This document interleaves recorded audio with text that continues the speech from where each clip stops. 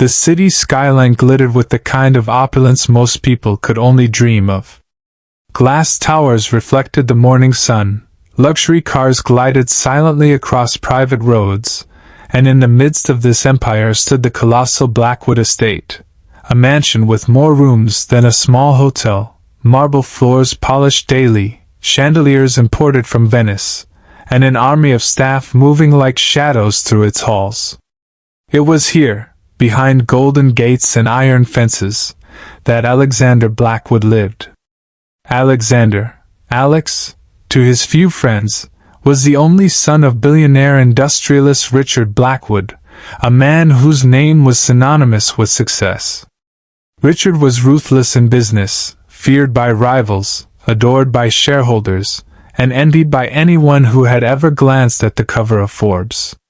For Richard, failure was not a possibility. It was a weakness, and weakness was to be crushed. And yet the boy who carried his bloodline seemed incapable of victory. From an early age, Alex had been immersed in the best education money could buy. Tutors came and went, mathematicians, historians, scientists, each one boasting prestigious credentials. His father had even flown in a retired Nobel laureate once, convinced that brilliance was contagious. But no matter how much was invested, no matter how many hours Alex spent bent over thick textbooks, the result was always the same, another red mark at the top of the page. At school, the gap between expectation and reality only widened. Alex attended St. Augustine's Academy, an exclusive institution for the elite. Sons and daughters of diplomats, royalty, and tycoons filled its halls, walking with an air of entitlement that seemed to cling to them like expensive perfume. Success was not just encouraged there, it was demanded. Grades weren't just numbers, they were family reputations. In this world, Alex stood out, and not in the way he wanted. He had the looks of privilege, tailored uniforms, polished shoes, and a chauffeur waiting at the gates every afternoon. But inside the classroom, where marks determined worth, he was the boy who stumbled. Teachers whispered about his underperformance. Students snickered behind his back. Some were bolder, throwing casual insults masked as jokes. "Guess Daddy's money can't buy brains. Maybe you should hire someone to take the test for you. Careful, Alex, or you'll end up polishing floors instead of owning skyscrapers." Each remark sliced him deeper than he let on. He learned to smile, to pretend it didn't matter, but when he sat alone in his room at night, surrounded by trophies he hadn't earned and books filled with numbers that swam meaninglessly on the page, the mask fell away. Failure was a word he couldn't escape. Richard Blackwood was a man who measured everything in results. Profit margins, stock prices, market shares, and, of course, test scores. His disappointment was rarely expressed in words, but Alex could read it in the sharp frown, the clenched jaw, the way his father's voice turned colder after every parent-teacher meeting. "You have every advantage," Richard would say. "Every tool at your disposal. Do you know how many people would kill for the opportunities you have?" Alex would nod, swallow, and say nothing, because he knew his father wasn't looking for an answer. He was looking for results. Results Alex never seemed able to deliver. His mother, gentle but distant, tried to shield him from Richard's anger, but even she couldn't deny the truth. Their son was failing. Again and again. And so Alex drifted, caught between two worlds. At school, he was the joke with the billionaire's surname. At home, he was the heir who couldn't rise to the legacy. His life, gilded though it was, felt like a cage. He wondered if there was something broken inside him. Something missing. He remembered sitting at his desk one evening, staring at a sheet of algebra problems. The numbers blurred. His chest tightened. He wanted to cry but didn't. Crying was weakness. He'd been told that enough times. So instead, he crumpled the paper into a ball and hurled it across the room, where it landed in silence among a dozen others. "Why can't I do this?" he whispered to the empty room. No one answered. At St. Augustine's, his grades weren't the only thing that suffered. The friendships he tried to form dissolved quickly once others realized he couldn't keep up. Group projects turned into humiliations, sports into failures, conversations into awkward silences.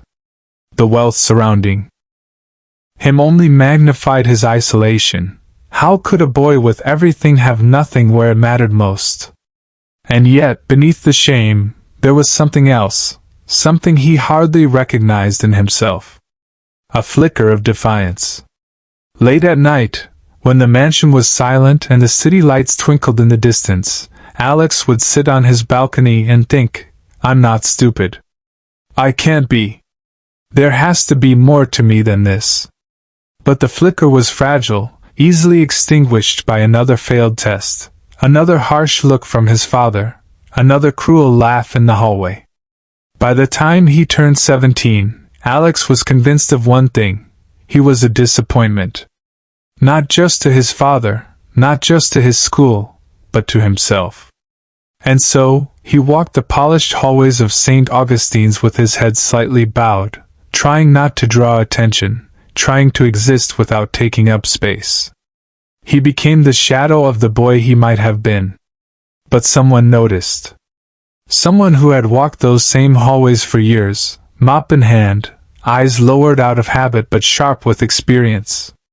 Someone invisible to the students and overlooked by the teachers. Someone who, unlike everyone else, saw not a billionaire's son or a failure, but simply a boy drowning in silence. The janitor. And though Alex didn't know it yet, the words that man would one day speak to him would change everything: his grades, his self-belief, and the very course of his life. The Blackwood estate was more than a home.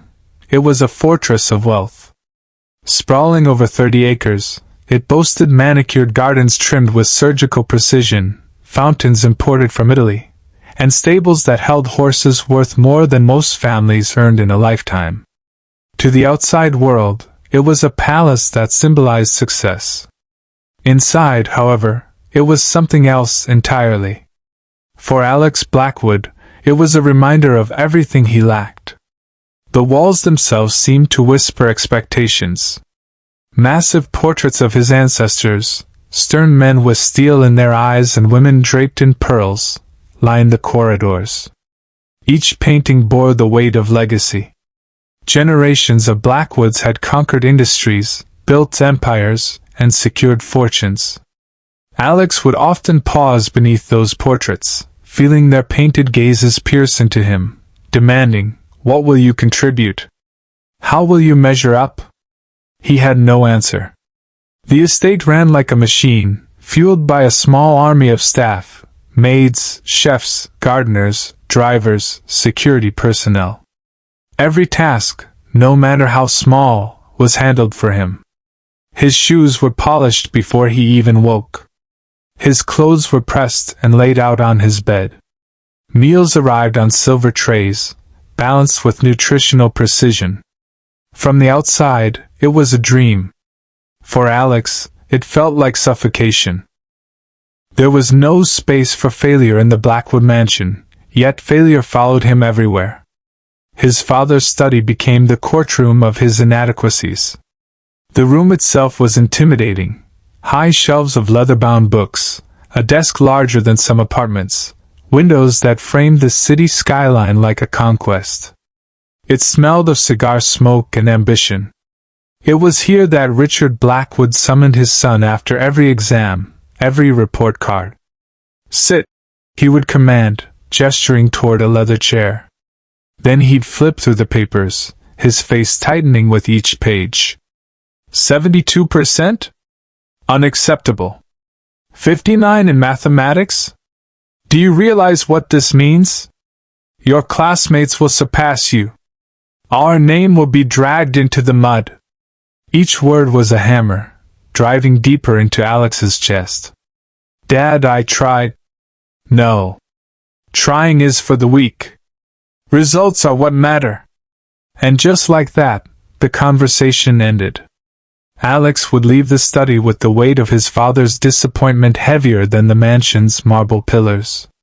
He would return to his room, where gold-plated frames and velvet curtains mocked him. What good were chandeliers when you lived in their shadow? His mother, Elizabeth Blackwood, was the softer presence in the house. Graceful, elegant, always draped in couture dresses, she floated through the estate like a porcelain figure.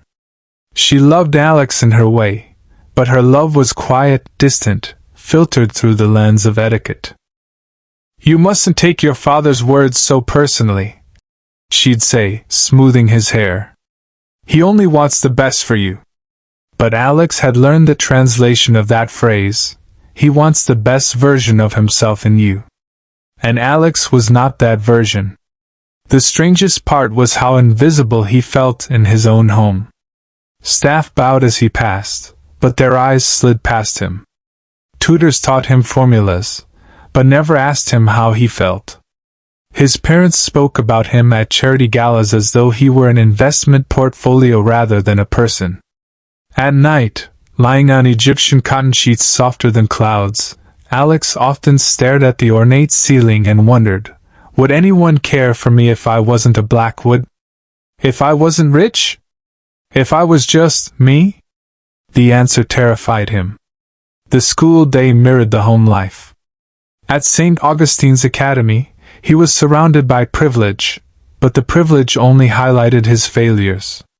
His classmates boasted about perfect scores and upcoming internships with companies owned by their families. They spoke in the language of success, a tongue Alex could never seem to master. He remembered one day in chemistry class. The teacher returned graded tests, his own marked with a glaring 43%. The boy next to him, son of a banking magnate, leaned over with a smirk. "Rough day, Blackwood?" he whispered. "Maybe ask Daddy to buy the school. That'll solve your problems." The laughter that followed stung worse than the grade. Alex's face burned. He wanted to shout, to defend himself, but the words never came. Instead, he clenched his fists beneath the desk and prayed for the bell to ring. The weekends brought no relief. Saturdays were reserved for lessons, fencing, piano, advanced economics. His father believed in a rounded education. Alex saw it as punishment disguised as opportunity. Sundays were for appearances, family brunches with investors, charity luncheons where cameras flashed, and dinners with politicians. At these events, Alex played the role of dutiful son, smiling on cue, shaking hands, nodding politely as adults whispered about his potential. "Ah, young Blackwood! Future of the empire," they would say.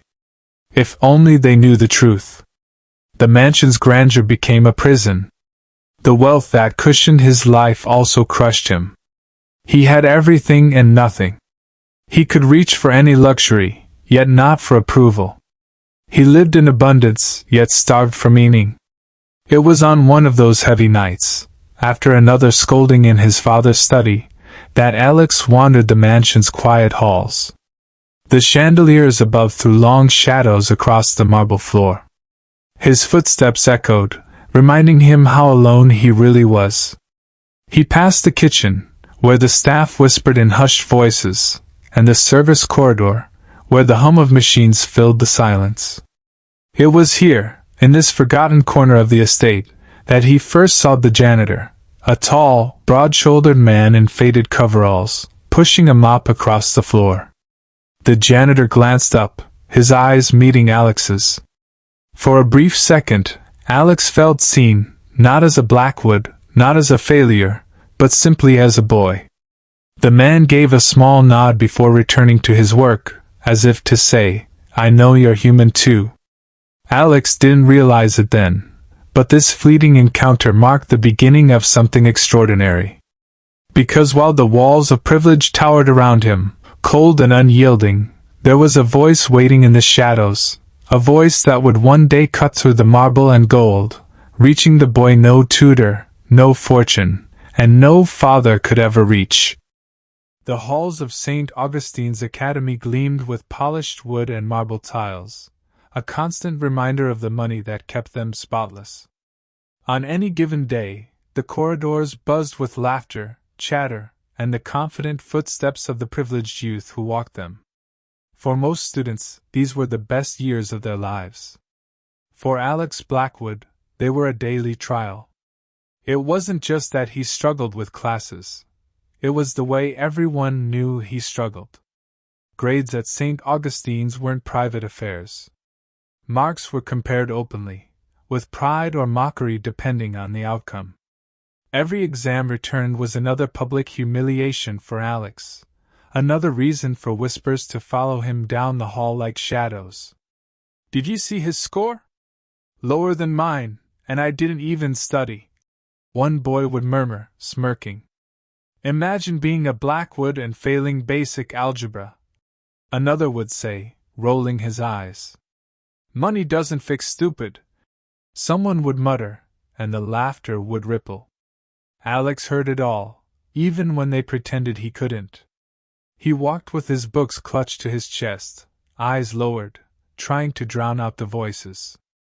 But the words clung to him like burrs, impossible to shake off.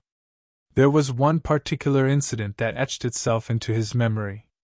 It was a gray Tuesday morning, drizzle streaking the academy's tall windows. The students had just received their midterm results in history. Alex sat in the back, hoping to avoid notice. When the teacher called out his name, her tone betrayed disappointment. "Alexander Blackwood.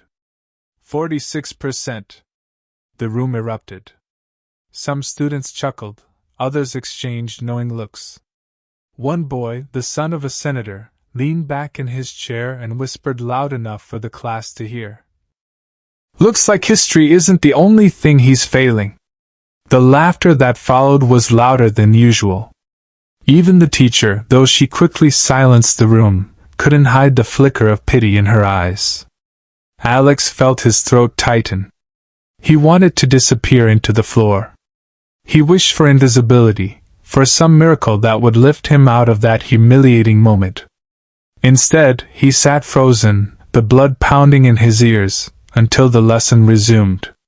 When the bell rang, he gathered his books slowly, waiting for the others to leave. But the whispers trailed after him as he stepped into the corridor. "Can you imagine being him?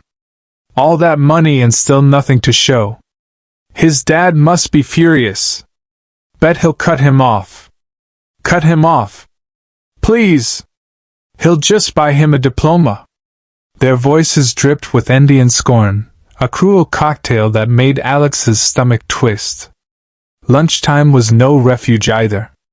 The cafeteria, with its grand chandeliers and long oak tables, felt like an arena. Cliques gathered, their conversations buzzing with ambition and arrogance. Alex usually sat at the edge, alone with his tray, pretending to be absorbed in his food. But even there, whispers found him. One day, a group of boys strolled past his table. One of them deliberately bumped into him, spilling juice across Alex's uniform. "Oops," the boy sneered. "Guess Daddy's dry cleaner can handle it." The table roared with laughter. Alex clenched his fists under the table, biting his tongue until he tasted blood. To retaliate would be to give them more ammunition. To remain silent was its own kind of defeat. Either way, he lost. That was how it always felt, losing. It wasn't just his peers. Teachers, though professional, carried unspoken expectations that weighed heavily on him. Every time they handed back his papers, their sighs and furrowed brows seemed to say, "You should be better than this." Some spoke words of encouragement, but even those felt hollow. "Try harder, Alex. I know you can do it," his English teacher once said, her voice kind. But Alex knew she didn't believe it. He saw it in the way her eyes flicked to the top of the class, where students with polished essays and perfect scores sat with smug confidence. The only place he found relief was the library, where silence reigned and no one dared whisper. Yet even there, the weight of expectation pressed down. He would sit at a desk, staring at open books, the words swimming before his eyes. Sometimes he'd try to memorize passages, only to forget them minutes later. The frustration grew like a storm inside him, each failure feeding the next. Outside the academy, gossip traveled quickly too. St. Augustine's parents met often, at charity galas, fundraisers, exclusive golf clubs. They talked not only of business deals and vacations but also of their children's academic triumphs. Alex's name came up there too, whispered over champagne glasses. Poor Blackwood boy, someone would sigh. All that privilege wasted. Richard must be furious. He expected a prodigy. Some people just don't inherit greatness, no matter how much money is involved. These whispers eventually made their way back to Richard, who would summon Alex to his study with that familiar glare. "I will not have my son be the laughingstock of St. Augustine's," he'd bark. "Do you understand what people are saying about you?" "About me?" Alex would nod, too exhausted to answer. Because what was there to say? He knew the whispers. He heard them every day. The corridors of St. Augustine's Academy were alive with noise, students rushing between classes, teachers barking reminders, laughter spilling from groups of friends clustered in corners. Yet beneath all the clamor, one figure moved in silence. His steps were steady, deliberate, his presence almost invisible. He wore faded coveralls, his hands calloused from years of work, his shoulders broad from carrying burdens most of the students would never understand. He was the janitor. His name was Samuel. Most students didn't know it. To them, he was simply the janitor, the man who swept floors, polished doorknobs, and emptied bins. They passed him without thought, their conversations flowing around him as if he were a piece of furniture. Teachers gave polite nods but rarely stopped to speak. In the hierarchy of St. Augustine's, Samuel existed at the very bottom. But Alex noticed him. Not at first. For months, Samuel was just another shadow in the background of Alex's humiliation. But slowly, Alex realized that Samuel was always there. Sweeping in the hall after a failed test. Wiping down tables when the cafeteria laughter cut deepest. Mopping quietly outside the study hall when Alex sat inside, head in his hands, drowning in frustration. It was almost uncanny. Wherever Alex's pain unfolded, Samuel seemed to linger nearby. At first, Alex thought nothing of it. But over time, he realized something extraordinary. Samuel never looked at him the way others did. There was no pity in his eyes, no ridicule, no expectation. When their gazes met briefly, in passing, there was only a calm, quiet acknowledgement, as if Samuel saw not the billionaire's failing son but a boy trying to find his way. That subtle difference mattered more than Alex could admit. One afternoon, after another dismal math exam, Alex sat alone on the steps leading to the gymnasium. The laughter of his classmates echoed down the corridor, each burst of sound a cruel reminder. He pressed his hands to his face, wishing the world would leave him alone. Then he heard it, the soft squeak of rubber soles and the swish of a mop. He looked up. Samuel was there, cleaning the floor just a few feet away. He didn't say anything, didn't stare. He simply worked, humming faintly to himself. For reasons Alex couldn't explain, the sound eased him. It was steady, unchanging, like a heartbeat in the chaos. He found himself watching Samuel, curious. There was dignity in the way the man moved, an almost meditative rhythm in each stroke of the mop. Finally, unable to hold it in, Alex spoke. "Why do you even bother?" Samuel paused, resting on the handle. "Bother with what, son?" "Cleaning. Every day." They just mess it up again. Samuel chuckled softly, his eyes kind. And every day, I clean it again. That's life, isn't it? We don't quit just because the work repeats. Alex blinked. It was a simple answer, yet it carried weight. More weight than anything his tutors had ever told him. From that day forward, Alex began to notice Samuel more closely. He saw the way the janitor greeted everyone with a nod, even those who ignored him. He noticed how Samuel worked long after the school emptied, ensuring the next day began spotless. He even saw him pause occasionally to pick up a book left behind, flipping through its pages with surprising familiarity before tucking it back onto a shelf. Who was this man? One evening, Alex lingered after basketball practice, pretending to tie his shoes until the gym was empty. Samuel was stacking chairs at the far end. Alex stood, hesitated, then walked over. "You've been here a long time, haven't you?" Alex asked.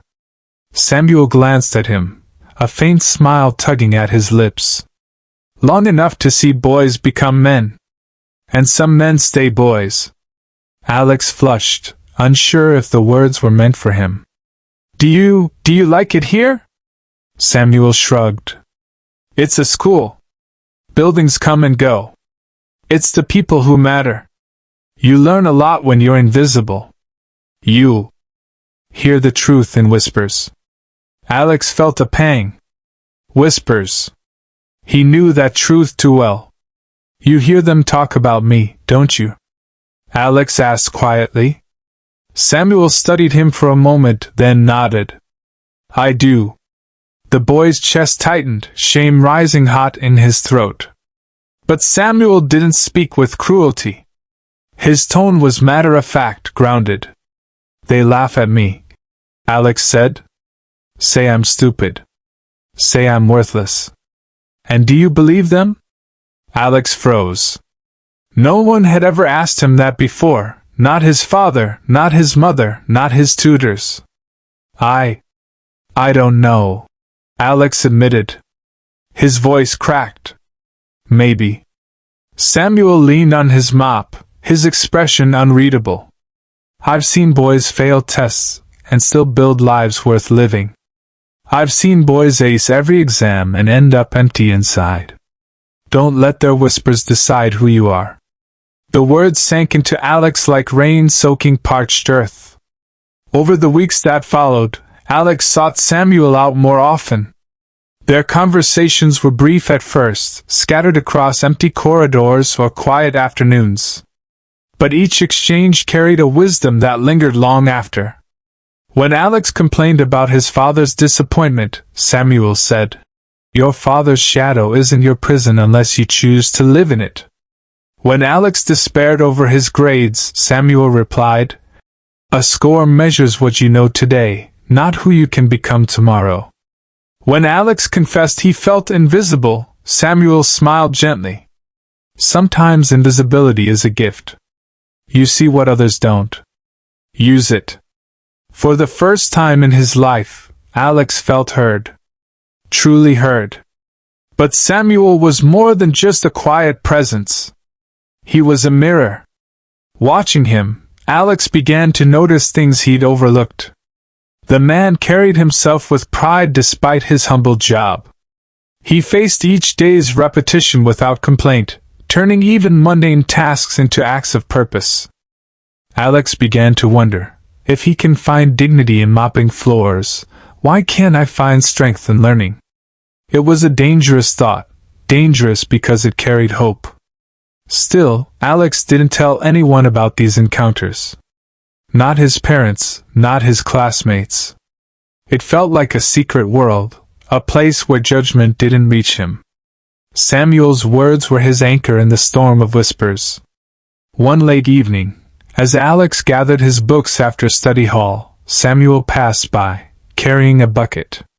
"You know," Samuel said, his voice low but steady, "I've seen you fight harder than you realize. You're not broken, son. You're just untested. Don't confuse the two." Alex stared at him, startled. Those words struck something deep, something buried beneath years of shame.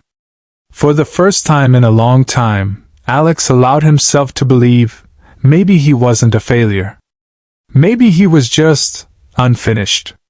And though he didn't yet understand it, this belief, the seed planted by a silent witness, would one day grow into the strength that changed his life. It was late on a Wednesday evening when Alex's world tilted ever so slightly. The day had been a blur of disappointment, a literature essay marked with red corrections, a scathing remark from his chemistry teacher about wasted potential, and the all-too-familiar laughter of classmates echoing through the corridors. By the time the final bell rang, Alex felt hollow. Most students had already left, whisked away in luxury cars or gathered in groups for after-school activities. But Alex lingered, dragging his feet toward the library, his father's voice ringing in his head. "If you come home with another failing grade, don't bother walking through the door." The library was nearly empty, the high windows dark against the evening sky. The quiet should have been comforting, but Alex felt suffocated by it. He spread his books across the desk, staring at equations he couldn't solve and passages he couldn't remember. His hands clenched the pencil until it snapped in two. "Stupid," he muttered, slamming the broken pieces onto the desk. His chest tightened. The failure felt too big, too heavy. He wanted to scream, to break something, anything to silence the storm inside. That was when he heard the soft shuffle of footsteps. At first, he thought it was a teacher, come to scold him for making noise. But when he looked up, he saw Samuel, the janitor, carrying his mop and bucket, his movements unhurried. He glanced at Alex, his expression unreadable, then continued toward the far side of the library. For a moment, Alex considered leaving. He hated anyone seeing him in this state, especially someone who worked in the background of the school. But something in Samuel's calm presence rooted him in place. Finally, unable to bear the silence, Alex blurted, "Why do you even care?" Samuel paused mid-step, turning slightly. "Care about what, son?" "Any of it," Alex snapped, louder than he meant to. His voice cracked. "This school. The floors. The windows. You clean it every day, and by the next morning it's just as dirty. Doesn't it feel pointless?" Samuel rested his hands on the mop handle. His face softened, though his voice carried quiet strength. "Life doesn't stay clean, Alex. Not for me. Not for you. The work may repeat, but that doesn't make it meaningless. What matters is showing up to do it." The words struck Alex harder than he expected. He turned away, ashamed of the tears pricking his eyes. "I can't do it," he whispered. "No matter how much I try, I always fail." Samuel set the mop aside and walked closer, his steps steady against the echoing floor. He stopped at the edge of the desk, lowering his gaze to meet Alex's. "Do you think failing makes you weak?" Samuel asked gently. Alex swallowed. "Doesn't it? Everyone says I'm useless. My father, my classmates, they all laugh at me. And what do you say?" Samuel countered. The question caught Alex off guard. No one had ever asked him that before. People told him what he was, or wasn't, but never asked him what he believed. "I don't know," Alex admitted, his voice trembling. "Maybe they're right." Samuel studied him for a long moment. Then he leaned down slightly, his voice lowering as if confiding a secret. "I've seen boys with perfect grades fall apart because they thought life owed them something. I've seen men with nothing build lives stronger than steel. You're not defined by a number on a page, Alex. You're defined by what you choose to do after you fall." Alex's breath caught. The words burrowed deep, touching a place inside him that had long been starved of kindness. Samuel straightened, picking up his mop again. But before he turned away, he added quietly, "You're not broken. You're just learning. Don't let their whispers write your story." The library was silent except for the faint sound of rain tapping against the windows. Alex stared at his open books, his mind spinning. No teacher, no tutor, not even his own parents had ever spoken to him like that, with honesty, but also with belief. For the first time in years, he didn't feel like a failure sitting in that chair. He felt like someone who could try again. The next day, Alex woke with those words echoing in his head. "You're not broken. You're just learning." At school, the whispers were still there. His classmates still smirked, still mocked him. But something inside him had shifted. The words didn't cut as deeply. Instead of shrinking, he lifted his chin, even if just slightly. He wasn't strong yet, but he was no longer drowning. During lunch, while the cafeteria buzzed with laughter, Alex noticed Samuel wiping down a nearby table. Their eyes met, and Samuel gave him that same calm nod as before. Alex nodded back this time. It was a small gesture, but to him, it felt like an anchor in stormy seas. A week later, Alex found himself once again staying late in the library. This time, when Samuel appeared, Alex didn't pretend not to notice. "Do you ever regret it?" Alex asked suddenly. "Regret what?" Samuel replied. "Being here. Doing this job. Don't you wish you had something better?" Samuel chuckled softly. "Better, huh? Son, better isn't about what the world sees. It's about what lets you sleep at night. I've done other jobs, harder jobs, dangerous jobs, but none gave me peace. This does. And peace, Alex, is worth more than privilege."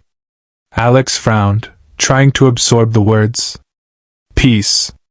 It was something he'd never known, not in his mansion, not at his father's side, not in the halls of St. Augustine's. For the first time, he wondered if wealth and success weren't the same as happiness. Over time, their chance encounters became less about coincidence and more about choice. Alex began seeking Samuel out, staying late in classrooms or wandering the halls until he found him. Each conversation was short, but each one left him lighter. When Alex confessed he was terrified of never being good enough, Samuel said, "Fear means you care. Use it, don't run from it." When Alex admitted he hated being compared to his father, Samuel told him, "Shadows only matter if you stop walking. Keep moving forward, and they'll fall behind you." When Alex asked how to ignore the laughter of his classmates, Samuel answered, "Don't ignore it. Outgrow it." Simple words. Yet they carried more power than all the lectures and punishments he'd endured. One evening, as the sun dipped low and painted the halls with gold, Alex walked beside Samuel as he wheeled his bucket down the corridor. For the first time, Alex didn't feel embarrassed to be seen with him. "You know," Alex said slowly, "people always say I'll never amount to anything. But when you talk, it feels like maybe I can." Samuel glanced at him, a faint smile tugging at his lips. "That's because you can, son. But you've got to believe it before anyone else will." Alex felt something stir inside him, something unfamiliar yet powerful. Hope. That night, when Alex returned home to the towering Blackwood estate, his father's sharp words still greeted him. His mother's distant smile still masked her concern. The pressure of legacy still weighed heavy. But beneath it all, he carried Samuel's voice like a shield. For the first time, he began to think, maybe I'm not defined by their expectations. Maybe I get to decide who I am. And though he didn't yet know it, this chance encounter, these quiet words from a man most considered invisible, was the beginning of his transformation. The spring term rolled in with the sharp smell of rain and the heavy weight of exams. For Alex Blackwood, it felt like a mountain pressing down on his chest. His father's warnings were sharper than ever, his mother's silence heavier, and the laughter of his classmates more cutting with each passing day. Despite the small sparks of hope Samuel had lit within him, the failures still piled up like stones in his pockets. On a chilly morning in April, the results of the midterm exams were posted on the board in the main hall. Students crowded around, buzzing with excitement. Perfect scores, near perfect scores, scholarships to summer programs, all proudly displayed. And then there was Alex.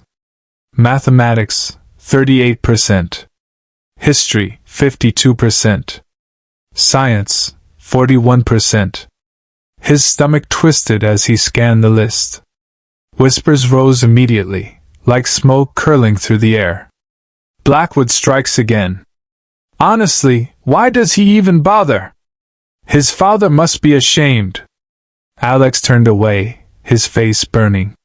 He pushed through the crowd and stumbled into the empty hallway, his chest heaving. He wanted to scream. He wanted to tear the paper down and shred it to pieces. But most of all, he wanted to disappear. That was when he heard the quiet scrape of a mop bucket rolling across the tiles. Samuel appeared at the end of the hall, moving with his usual unhurried pace. His eyes flicked up as Alex approached, and he stopped, leaning on the mop handle. "You look like you've been carrying the whole world, son," Samuel said calmly. Alex's fists tightened at his sides. "Maybe I am. Or maybe you're just carrying everyone else's opinion of you," Samuel replied. The words stung because they were true. Alex felt something break inside him. He sank onto the wooden bench along the wall, burying his face in his hands. "I can't do this anymore," he whispered. "I'll never be what they want me to be. I'm not smart enough. I'm not strong enough. I'm nothing." Samuel set the mop aside and walked over. He sat down beside Alex, the bench creaking under his weight. For a long moment he said nothing. He simply sat there, the silence stretching like a shield between them and the rest of the world. Then, in a voice low and steady, he spoke the words that would change Alex's life. "Listen to me, Alex. You are not defined by their grades, their whispers, or even your father's disappointment. Do you hear me? You are not broken. You are not stupid. You are a boy who hasn't yet found his rhythm. And that's not failure, that's living." Alex lifted his head slowly, his eyes rimmed red. Samuel continued, his gaze fixed forward as if seeing the past play out before him. "Do you know how many times I failed before I learned what I was meant to do? I failed at school.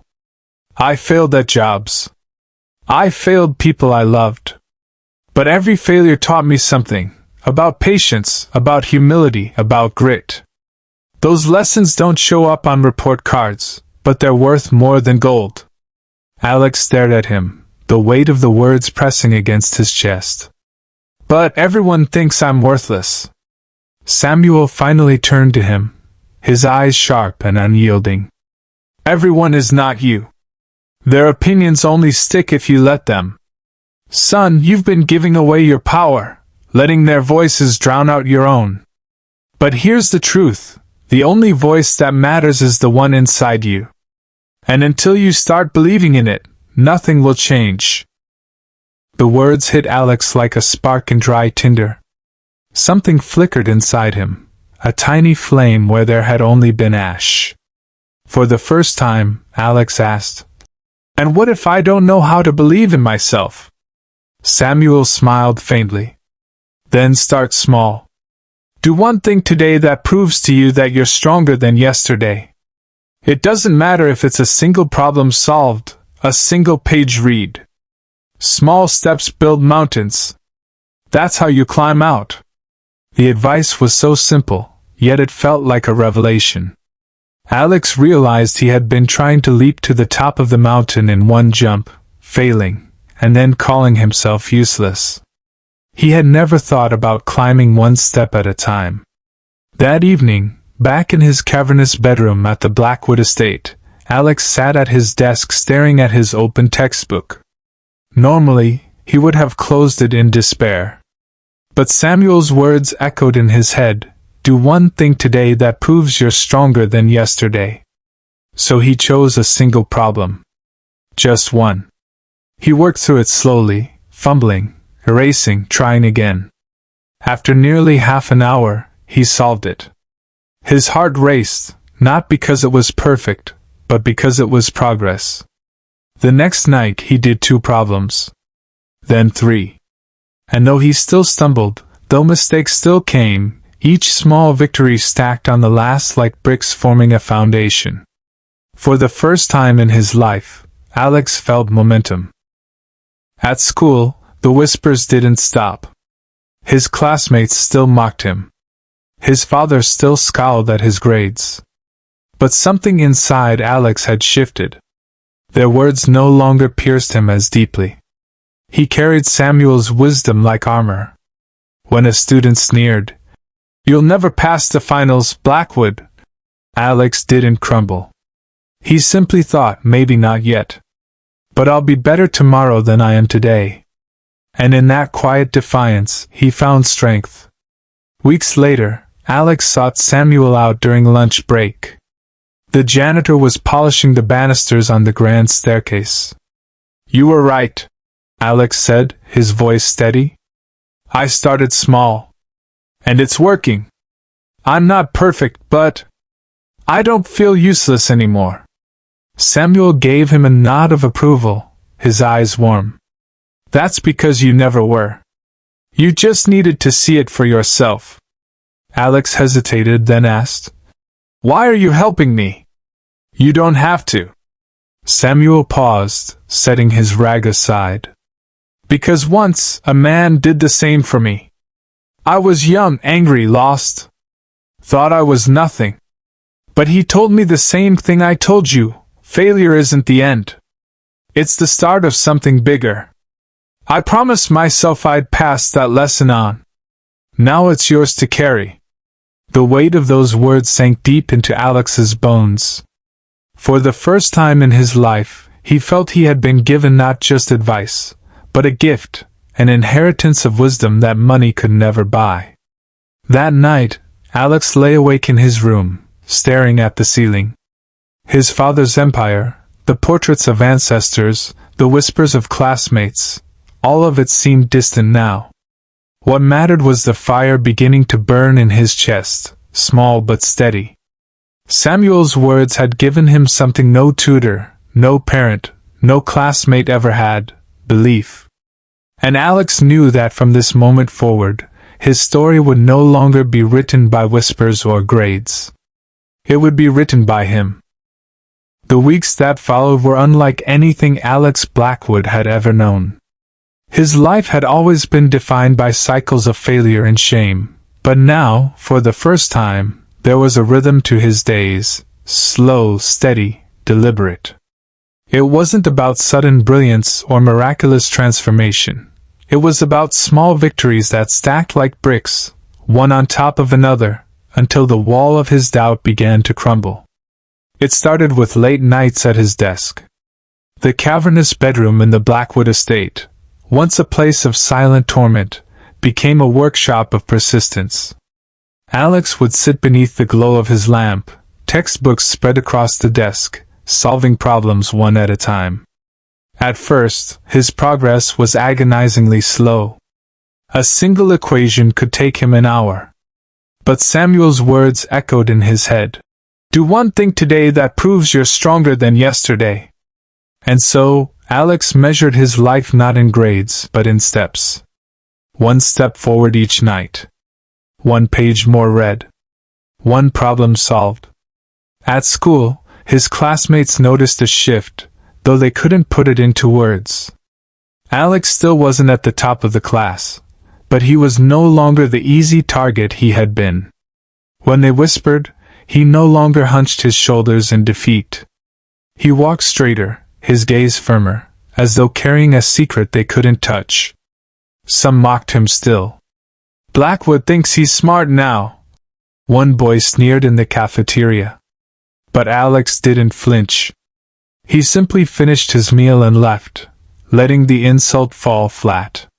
For the first time, the whispers were just noise.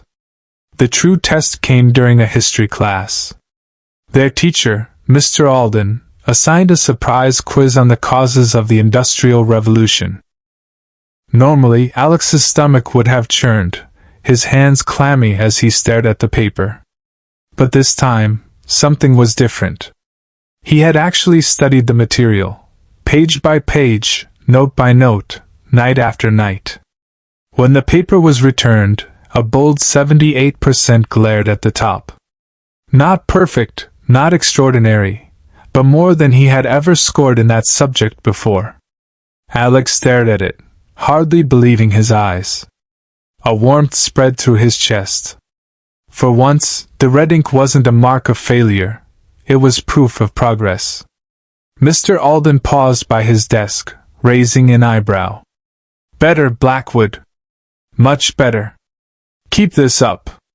It was the first time Alex had ever heard encouragement from a teacher. The momentum carried him. His next essay received a passing grade. His science experiment, though clumsy, earned him a smile from his instructor. Each small achievement added to his confidence, building a foundation stronger than any grade sheet. But it wasn't just academics that changed. Something deeper was shifting inside him. At home, when his father's voice thundered about grades and expectations, Alex no longer absorbed every word like poison. He listened, but inside, he repeated Samuel's wisdom. "Their voices only stick if you let them." For the first time, he realized his father's disappointment didn't define him. His mother noticed the change. One evening at dinner, she studied him quietly as he sat straighter, responding with calm assurance instead of silence. Finally, she spoke. "You seem different, Alex. Stronger." He didn't answer, but a faint smile touched his lips. The transformation wasn't without struggle. There were still nights when the equations tangled, when exhaustion threatened to pull him back into despair. But on those nights, Alex remembered Samuel's steady presence, his quiet nods, his unshakable belief. And he pushed forward. The turning point came during finals week. The pressure was immense. His father had made it clear that another string of failures would be unacceptable. The mansion buzzed with tension, the weight of expectation pressing down like a storm. On the morning of his mathematics exam, Alex sat at his desk, heart pounding. The whispers of his classmates echoed in his ears. "You'll never make it. You're a failure. You'll always be a failure." But then, he remembered Samuel's words. "You are not broken. You're just learning." He took a deep breath, steadied his hand, and began. The questions weren't easy. Some he still couldn't solve. But for the first time, he didn't freeze. He attacked them methodically, piece by piece, using every small skill he had built over the past weeks. When the bell rang, he turned in his paper with a strange new feeling, peace. A week later, the results were posted.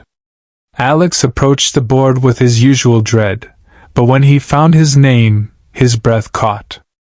Mathematics, 72%. History, 81%. Science, 68%. Not perfect. Not top of the class. But passing. Respectable. For Alex, it was a miracle. The whispers came again, but this time, they sounded different. 72? Blackwood actually passed. 81 in history? That can't be right. Maybe he's finally getting it. There was still doubt in their voices, still envy, but beneath it all was something Alex had never heard before, respect. That evening, he found Samuel mopping the corridor outside the library. Alex approached, holding his grade sheet in his hand. "I did it," he said, his voice trembling. I passed. I actually passed. Samuel looked at the paper, then at Alex. His lips curved into a slow, satisfied smile. I knew you would. You just needed to believe it. Alex swallowed hard, emotion tightening his throat. Thank you. If it weren't for you, I'd still... He trailed off, unable to finish. Samuel placed a hand on his shoulder, firm and reassuring. Don't thank me. You did the work. You fought the fight. Remember this feeling, son. Remember that you're capable of more than they ever thought you were. Alex nodded, blinking back tears. From that day on, Alex no longer walked the halls of St. Augustine's as a shadow. He wasn't suddenly brilliant, but he was determined. His steps were steadier, his gaze clearer. The whispers didn't vanish, but they no longer owned him. He carried himself with the quiet dignity he had learned from Samuel, the dignity of a man who knew his worth, regardless of what others thought. For the first time, Alex saw the future not as a burden, but as a horizon. He was rising, not as his father's heir, not as the billionaire's son who failed every test, but as himself. And he knew this was only the beginning. The end of the term arrived with the scent of summer drifting through the open windows of St. Augustine's Academy. Sunlight spilled across the polished corridors, and students buzzed with plans for vacations, internships, and holidays abroad. For most, the final grades were a formality, another triumph to boast about at their families' sprawling estates. For Alex Blackwood, they were something else entirely. They were proof. When he held his final report card in his trembling hands, the numbers told a story no one had expected: steady, respectable marks across the board. No perfect scores, but no failures either. His teachers, for the first time, wrote comments tinged with cautious optimism. Much improved. Persistent. Capable when focused. Alex read the words over and over, his chest swelling with something unfamiliar but undeniable: pride. At home, the air was different. The Blackwood estate still gleamed with its usual opulence, but Richard Blackwood's gaze was sharp, searching, as he sat behind his massive oak desk. His son stood before him, report card in hand, heart pounding. Richard flipped through the pages, his brow furrowed. No failures this time, he muttered, as if testing the words. 72 in mathematics. 81 in history. 68 in science. He closed the folder and leaned back, studying Alex with narrowed eyes. What changed? Alex hesitated. He could feel the weight of his father's scrutiny, the expectation that there was some hidden trick, some secret tutor. For once, however, he didn't bow under it. He lifted his chin, steadying his voice. I did. Richard blinked, caught off guard. You? Yes, Alex said firmly. I stopped giving up. I worked. Every night. Step by step. I didn't let failure decide who I was anymore. His father's eyes narrowed further, but this time not with anger, with calculation. He studied his son, searching for weakness, and found none. Slowly, Richard leaned back in his chair, tapping the desk with one hand. Well, he said finally, it seems you've finally begun to understand what it means to be a Blackwood. Alex said nothing. For once, he didn't need his father's approval to validate his progress. He knew, deep down, that his strength hadn't come from the Blackwood legacy. It had come from somewhere far humbler, far greater. The following week, the Academy hosted its annual recognition ceremony. Students and parents gathered in the grand hall, chandeliers glittering above, applause filling the air as awards were handed out. Alex sat quietly among his peers, not expecting to hear his name. He wasn't at the top, and he knew it. But then, a surprise. Most improved student, the headmaster announced, his voice echoing across the hall. For resilience, perseverance, and remarkable progress, Alexander Blackwood. The room erupted in polite applause, tinged with astonishment. Alex's classmates exchanged surprised glances. Some whispered, "Blackwood? Really?" But Alex walked to the stage with steady steps, his heart pounding not with shame, but with pride. He accepted the certificate with a quiet dignity, bowing his head as cameras flashed. He caught sight of his father in the audience, arms crossed, expression unreadable. His mother's eyes, however, glistened with something Alex hadn't seen in years, genuine pride. Later that evening, as the crowd dispersed and students celebrated, Alex slipped away. He knew exactly where he wanted to go. He found Samuel in the corridor outside the hall, packing away cleaning supplies after the ceremony. The man looked up as Alex approached, his lips curving into a faint smile. "I saw you up there," Samuel said. "Most improved. Congratulations." Alex held out the certificate, his voice thick with emotion. This isn't just mine. It's yours too." Samuel shook his head. "No, son. That's yours. You earned it. You took every step yourself.